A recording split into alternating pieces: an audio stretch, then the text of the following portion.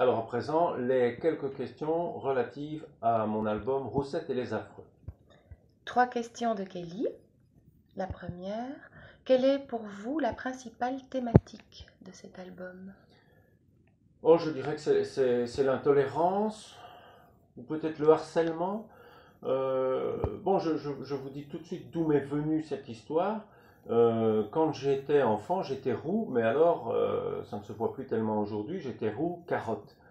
Et bon, ben, il est arrivé, quand j'étais à l'école, qu'on me fasse des remarques, qu'on se moque un peu de ma couleur de cheveux, comme les enfants se moquent toujours et parfois avec une grande cruauté de toutes les différences.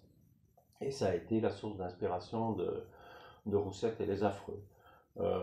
Alors évidemment, comme toujours, je déborde, hein, je ne fais pas un livre médicament, je suis dans l'imaginaire, et donc mon personnage, une fois qu'il est rejeté, vit des choses un petit peu extraordinaires, et quant à l'interprétation de ce qui suit, c'est-à-dire cette descente sous la terre, la rencontre des affreux, etc., ben là, je ne me lancerai pas dans une interprétation, c'est trop obscur pour moi. Il y a toujours une part d'inconscient pardon, dans mes décisions d'histoire. Et je ne sais pas très bien ce qui m'a amené à sortir de ce thème du harcèlement pour aller vers la suite de cette histoire.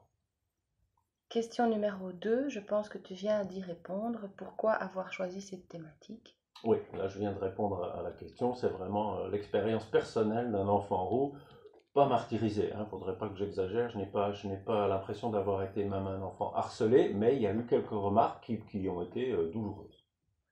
Dernière question de Kelly, quels sont les affreux et de quoi sont-ils inspirés? Mais là, pour moi, c'est mystérieux. Il y a des cas dans la vie d'un auteur, dans les choix qu'il peut faire, où il n'y a pas de réponse. Bon, vous ne m'avez pas posé la question de savoir d'où j'ai eu l'idée de cette neige maléfique quand on parlait de Björn de Morphir. Je n'aurais pas su répondre. Il y a de nombreux cas où les idées arrivent et on ne sait pas très bien d'où elles viennent.